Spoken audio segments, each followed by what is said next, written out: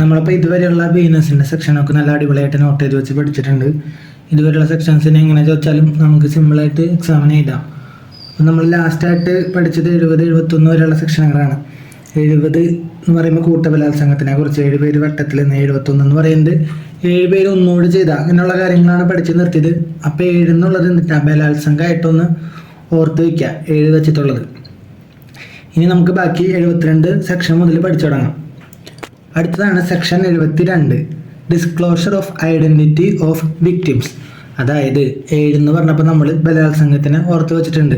ബലാത്സംഗത്തിൻ്റെ കാര്യം രണ്ടാമതൊരാളോട് പറയുന്നതാണ് 72 പറയുന്നത്. അതായത് ചില കുറ്റകൃത്യങ്ങൾക്ക് ഇരയെ വ്യക്തിയുടെ ഐഡൻറ്റിറ്റി വെളിപ്പെടുത്തൽ മുതലായവ, ഇങ്ങനത്തെ കാര്യങ്ങളാണ് സെക്ഷൻ 72 പറയുന്നത്. ഈ 72 പ്രകാരം നമ്മൾ ഐഡൻറ്റിറ്റി അങ്ങനെ എല്ലാവരുടെയും പുറത്താക്കി കഴിഞ്ഞാൽ, അപ്പോൾ ന്യൂസിലോ നമ്മുടെ മൊബൈൽ വഴിയോ എങ്ങനെയെങ്കിലും പുറത്തറിയിച്ചു കഴിഞ്ഞാൽ എന്തുണ്ടാവും? 2 വർഷം വരെ തടവും പിഴയും ലഭിക്കും. അപ്പോൾ ശിക്ഷകളൊന്ന് ഓർത്ത് വയ്ക്കണം, ശിക്ഷകൾ ഇമ്പോർട്ടൻ്റ് ആണ്. സെക്ഷൻ 72 പ്രകാരം ഐഡൻറ്റിറ്റി പുറത്ത് ആക്കി കഴിഞ്ഞാൽ കിട്ടുന്ന ശിക്ഷയാണ് 2 വർഷം വരെ തടവും പിഴയും. അടുത്തതാണ് സെക്ഷൻ 74. 74 എന്ന് പറയുമ്പോൾ 7 പേരും കൂടി നാണം കെടുത്തുക ആലോചിക്കുക. 7 പേരും കൂടി നാണം കെടുത്തുക.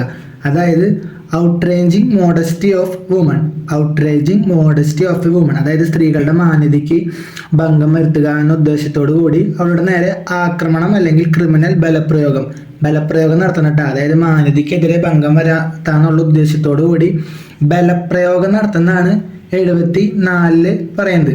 അതായത് ഇങ്ങനത്തെ കുറ്റം ചെയ്തു കഴിഞ്ഞാൽ എന്തുണ്ടാവും? 1 വർഷത്തിൽ കുറയാത്തതും 5 വർഷം വരെ ആകാവുന്നതുമായ തടവും കിട്ടും, പിഴയും കിട്ടും. 2 ശിക്ഷ, 1 വർഷം മുതൽ 5 വർഷം വരെ. സെക്ഷൻ 74, 7 പേരും കൂടി നാണം കെടുത്തുക. അടുത്തതാണ് സെക്ഷൻ 75.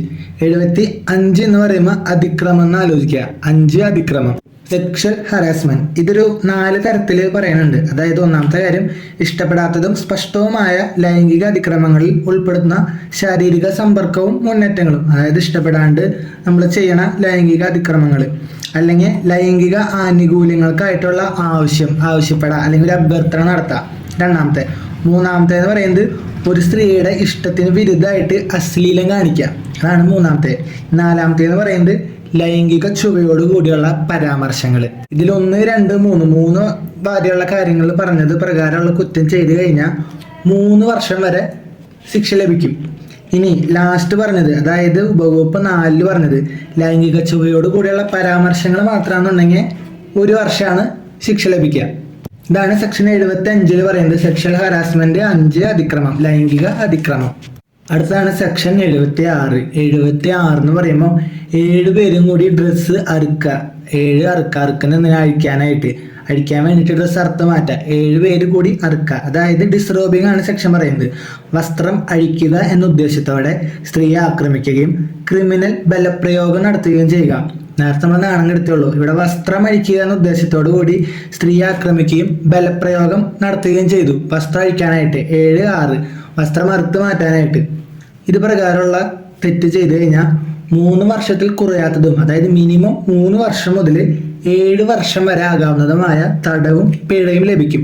3 മുതൽ 7 വരെയുള്ള ശിക്ഷയാണ് സെക്ഷൻ 76 പ്രകാരം ലഭിക്കുക. അടുത്താണ് സെക്ഷൻ 77. 7 എന്ന് പറയുമ്പോൾ ഇഴഞ്ഞ വരാം. അതായത് ഇവിടെ പറയണ കുറ്റം എന്ന് പറയുന്നത് അന്യരുടെ ലൈംഗിക പ്രവർത്തികളോ ലൈംഗിക അവയവങ്ങളോ കണ്ടു നിന്ന് രതിസുഖം നേടുന്ന പ്രവൃത്തി. അതാണ് സെക്ഷൻ 77 പറയുന്നത്. അതായത് കള്ളൊക്കെ കുടിച്ച് ഇഴഞ്ഞ് വരുന്ന അവസ്ഥയിലാകുമ്പോഴാണ് നമ്മൾ എന്ത് ചെയ്യുക? ഇങ്ങനത്തെ കുറ്റങ്ങളൊക്കെ ഓരോ വ്യക്തികൾ ചെയ്യാൻ ആലോചിക്കുക. ഇഴഞ്ഞ് വരുമ്പോൾ ലൈംഗിക അവയവങ്ങളോ ലൈംഗിക പ്രവൃത്തികളോ കണ്ടു നിന്ന് രതിസുഖം നേടുന്ന പ്രവൃത്തി ചെയ്യും. ഇത് ആദ്യമായിട്ട് ചെയ്യുകയാണെങ്കിൽ 1 വർഷം മുതൽ 3 വർഷം വരെയാണ് ഇതിൻ്റെ ശിക്ഷ ലഭിക്കുക.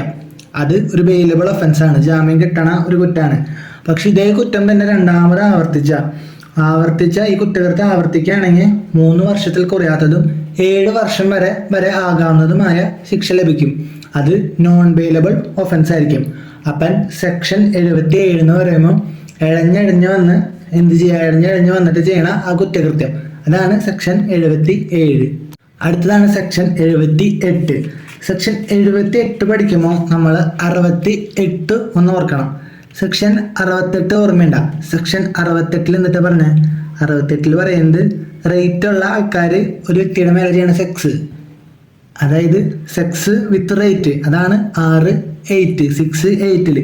അതായത് അധികാരമുള്ള ഒരു വ്യക്തി ചെയ്യണ കാര്യമാണ് നമ്മൾ പറഞ്ഞിട്ടുണ്ടായത് ലൈംഗിക ബന്ധം. അവിടെ നമ്മളൊരു കാര്യം പറഞ്ഞിട്ടുണ്ടായിരുന്നു, അതായത് ഒരു സ്ത്രീയെ ലൈംഗിക ബന്ധത്തിന് ഏർപ്പെടാൻ പ്രേരിപ്പിക്കുകയോ വശീകരിക്കുകയോ ചെയ്യുന്നത് ബലാത്സംഗ കുറ്റത്തിന് തുല്യമായ കുറ്റമാണെന്ന്. അത്തരം കുറ്റത്തിന് 5 മുതൽ 10 വർഷം വരെയൊക്കെ തടവ് ലഭിക്കുന്നൊക്കെ നമ്മൾ പറഞ്ഞിട്ടുണ്ടായി. അവിടെ വശീകരിക്കുക പറഞ്ഞിട്ടുണ്ടായത്. ഇവിടെ 78 പറയുന്നത് പിന്തുടരലാണ്. 68 അധികാരമുള്ള ആൾക്കാർ ചെയ്യണ ലൈംഗിക പ്രവൃത്തികളും ഇനി വശീകരിച്ച് ചെയ്യണ കാര്യങ്ങളാണ് പറഞ്ഞിട്ടുണ്ടായത്. സെക്ഷൻ 78 പറയേണ്ടതാണ് പിന്തുടരല്. അത് ആ സെക്ഷനും കൂടി ഒന്ന് റിലേറ്റ് ചെയ്ത് പഠിക്കണം. സെക്ഷൻ 78 പിന്തുടരല്. ഇനി ഈ പിന്തുടരല് എന്തെങ്കിലും കുറ്റകൃത്യം തെളിയിക്കാനോ അല്ലെങ്കിൽ നിങ്ങൾ നിയമപ്രകാരം ഒരു ഉദ്യോഗസ്ഥന്റെ ഒരു ചുമതലപ്പെടുത്തിയിട്ടുള്ള വ്യവസ്ഥകൾക്കോ ആവശ്യങ്ങൾക്കോ വേണ്ടിയിട്ടൊക്കെ ആണെങ്കിൽ അത് പാലിക്കാനാണെങ്കിൽ കുഴപ്പമില്ല. അല്ലാത്ത പക്ഷം ഈ കുറ്റം ചെയ്യുന്നത് 3 വർഷം വരെ തടവും പിഴയും ലഭിക്കും. ഇനി കുറ്റം ആവർത്തിക്കാൻ വയ്ക്കുക, രണ്ടാമത്തതോ തുടർന്നുള്ളതോ ആയ കുറ്റം ചുമത്തുമ്പോൾ 5 വർഷം വരെ തടവും പിഴയും ലഭിക്കും. അടുത്തതാണ് സെക്ഷൻ 79. 79 പഠിക്കുമ്പോൾ നമ്മൾ ആലോചിക്കുക, ഈ 9 എന്ന് പറയുന്ന നമ്പറിന് ഒരു പ്രത്യേകതയുണ്ട്. നമ്മൾ ഈ പിള്ളേരൊക്കെ പറഞ്ഞ് കളിയാക്കണ കേട്ടിട്ടുണ്ട്. റോൾ നമ്പർ 9 കിട്ടുമോ, മാർക്ക് 9 കിട്ടുമോ, നമ്മളിങ്ങനെ കളിയാക്കും. അതന്നെയാണ് ഇവിടെയും ഓർത്ത് വെക്കേണ്ടത്. അതായത് insult to a modesty woman, അതായത് 9 എന്ന് പറഞ്ഞിട്ട് അധിക്ഷേപിക്കുന്നതാണ്. അതായത് ഒരു സ്ത്രീയുടെ മാനത്തെ അധിക്ഷേപിക്കണമെന്ന ഉദ്ദേശത്തോടു കൂടിയോ വാക്കോ ആംഗ്യമോ പ്രവൃത്തിയോ ചെയ്യുന്നത് ഇൻസൾട്ടിനെയാണ് എന്ത് സെക്ഷൻ 79 പറയുന്നത്. ഈ 79 പഠിക്കുമ്പോൾ 74 കണക്ട് ചെയ്ത് തെറ്റാൻ പാടില്ല. അത് 74 ഇത് ഇങ്ങനെ കളിയാക്കും ചെയ്യും, പിന്നെ എന്ത് ചെയ്യും, ആക്രമിക്കുക ക്രിമിനൽ ഉദ്ദേശത്തോടെ അല്ലെങ്കിൽ ക്രിമിനൽ ബലപ്രയോഗം നടത്തിക്കൊണ്ട് ചെയ്യുന്നതാണ്. 79 എന്ന് പറയുന്നത് ജസ്റ്റ് കളിയാക്കുക, insult to a modesty woman. ഈ കുറ്റം ചെയ്ത കിട്ടുന്ന ശിക്ഷയാണ് 3 വർഷം വരെ ആകുന്ന തടവും പിഴയാണ് ഇതിനൊപ്പം കിട്ടാൻ പോകുന്നത്. അടുത്തതാണ് സെക്ഷൻ 80. ആ 80 എന്ന് പറഞ്ഞ ലെറ്റർ വെച്ചിട്ടാണ് നമ്മൾ ഇതിനെ കണക്ട് ചെയ്യേണ്ടത്. അതായത് 80 എന്ന് പറയുമ്പോൾ നിങ്ങൾ നോക്കി 8ന്റെ ആ പകുതിയിൽ നിന്ന് മുറിച്ച് കഴിഞ്ഞാൽ അതിനൊരു ദായും ന്യായമായിട്ട് മാറ്റാം. അതായത് ശരിക്കും ധനം എന്നുള്ള വാക്കിൽ നിന്നാണ് 80 എന്നുള്ള നമ്പർ നമുക്ക് ഉണ്ടാക്കിയെന്ന് വേണമെങ്കിൽ പറയാം. അതായത് അറിഞ്ഞിട്ട പോലത്തെ ഒരു സെക്ഷനാണ്. അതായത് ധനം നെയ്താം, 8ന്റെ നടുവിൽ നിന്ന് മുറിച്ചിട്ട് ദായി ന്യായക്കാ 0 അമ്മ പോലെ കണ്ട ധനം. അതായത് സെക്ഷൻ 80 പറയുന്നത് സ്ത്രീധന മരണത്തെ കുറിച്ചിട്ടാണ്.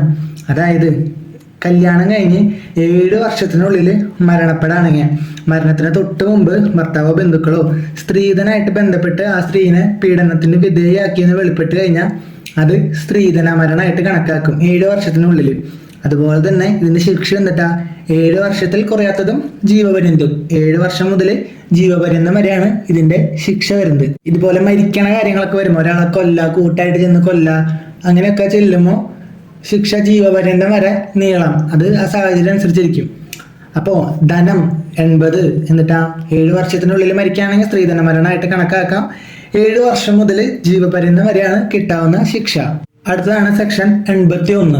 ഇനി അങ്ങോട്ട് കുറച്ച് പോകുമ്പോൾ 8 എന്നുള്ളത് കെട്ടായിട്ട് ആലോചിക്കുക. കെട്ടെന്ന് പറയുന്നിട്ട് കല്യാണം കഴിക്കല് 8 കെട്ടെന്ന് ആലോചിക്കുക. അതായത് 81 പറയുന്നത് കെട്ടാന്ന് പറഞ്ഞിട്ട് ഒരാളെ പറ്റിക്കുന്നതാണ്. കെട്ടാന്ന് പറഞ്ഞിട്ട് ഒരാളെ പറ്റിക്കുക.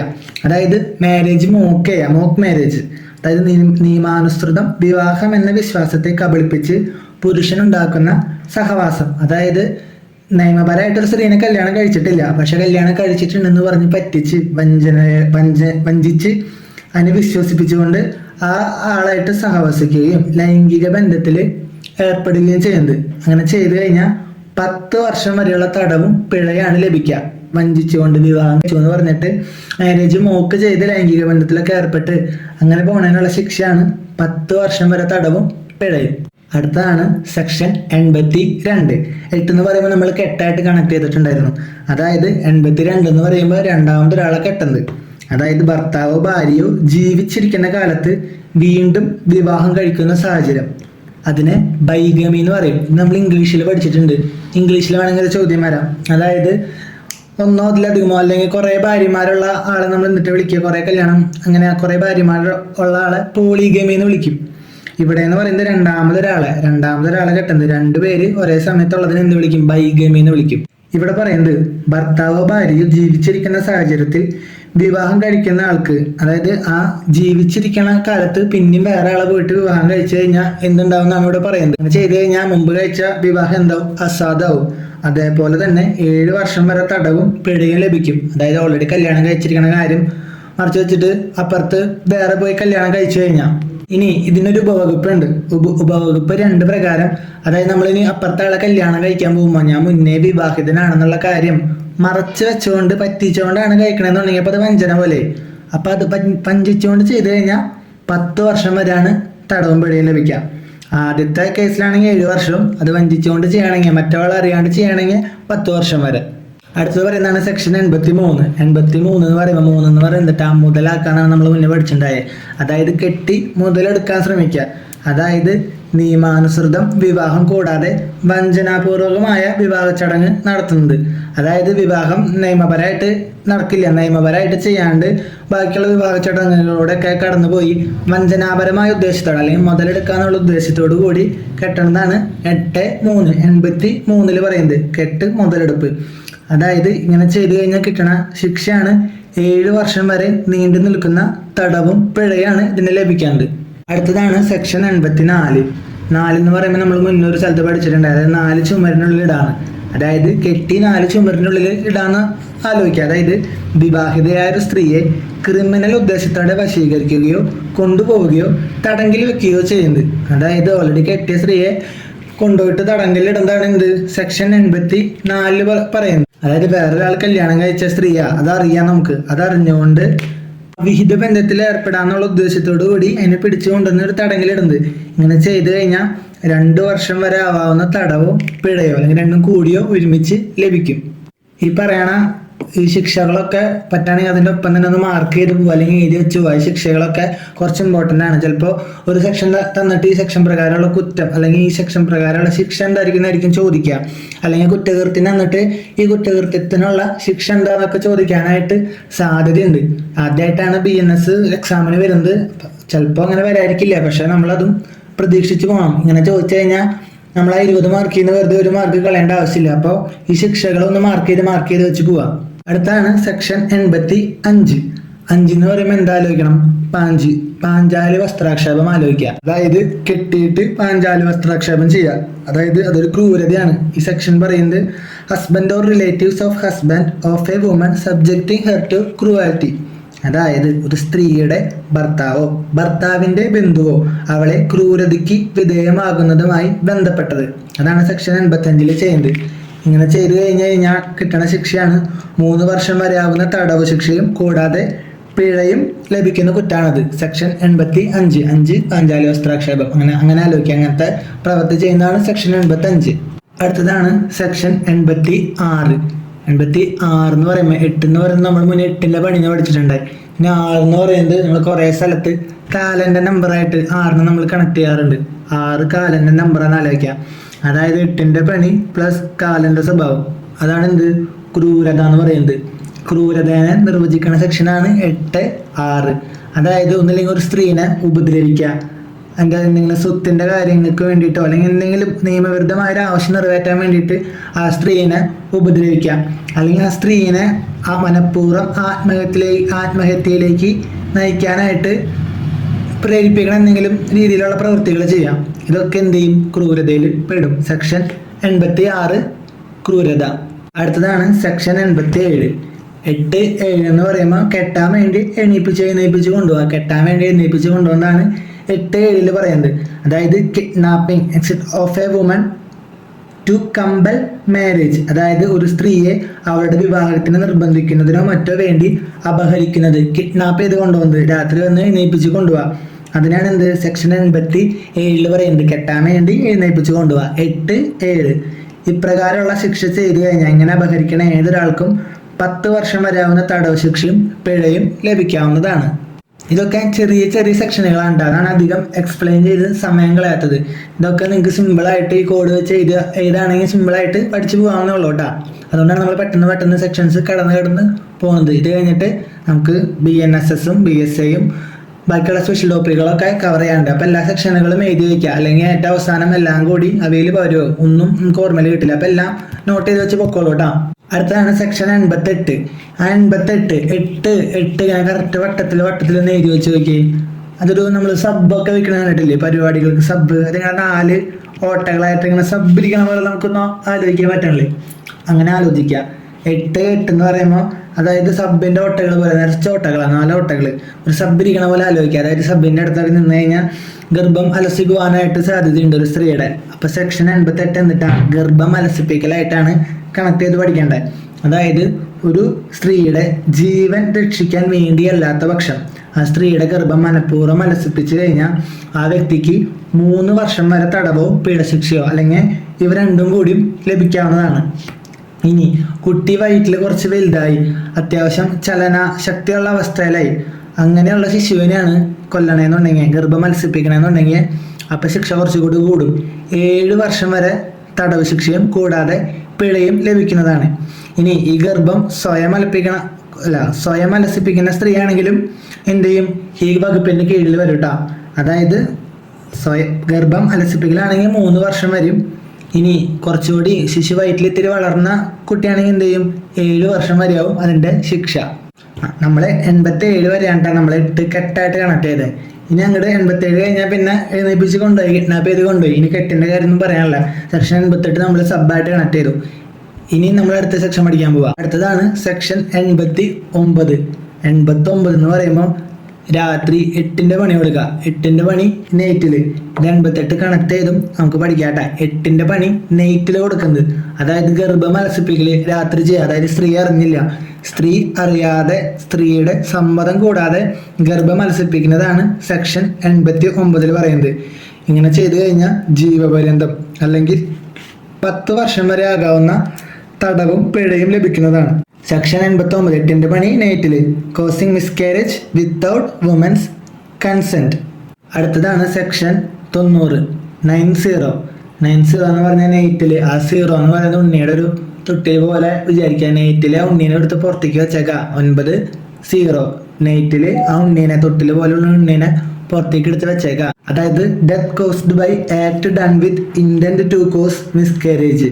അതായത് ഗർഭം അലസിപ്പിക്കണം എന്നുള്ള ഉദ്ദേശത്തോടു കൂടി ചെയ്തപ്പോൾ എന്തുണ്ടായി, ഉണ്ണീനെ പുറത്തെടുത്ത് വെച്ചപ്പോൾ ആ അമ്മയും കൂടി മരിച്ചു. അപ്പം അങ്ങനെ ആലോചിക്കുക. അതായത് ഗർഭം അലസിപ്പിക്കണമെന്ന ഉദ്ദേശത്തോടു കൂടി ചെയ്യുന്ന പ്രവൃത്തി മരണം സംഭവിക്കുന്നത്. അതായത് ആ സ്ത്രീ മരിച്ചു പോവുകയാണെങ്കിൽ ശിക്ഷയായിട്ട് 10 വർഷം വരെയാവുന്ന തടവും പിഴയും ലഭിക്കാം. ഇനി ആ സ്ത്രീയുടെ സമ്മതത്തോട് കൂടിയല്ല ചെയ്യണമെന്ന് വിചാരിക്കുക.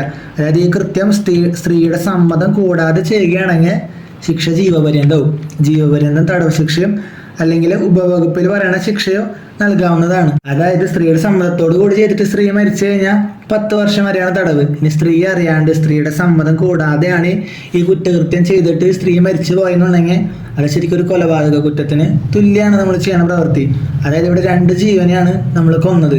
അപ്പൊ നമുക്ക് എന്തായാലും എന്ത് ശിക്ഷ കിട്ടാം, ജീവപര്യന്തം ശിക്ഷയാണ് ഇങ്ങനെ ചെയ്യണ ഒരു വ്യക്തിക്ക് കൊടുക്കുക. ജീവപര്യന്തം ശിക്ഷ സ്ത്രീ അറിയാണ്ട് ചെയ്തിട്ട് സ്ത്രീ മരിച്ചു പോയി കഴിഞ്ഞാൽ. അടുത്തതാണ് സെക്ഷൻ 93. സെക്ഷൻ 91 ഇല്ല, 92 ഇല്ല. അടുത്തത് സെക്ഷൻ 93, അതായത് നെയ്റ്റില് 3 കുട്ടികളെ.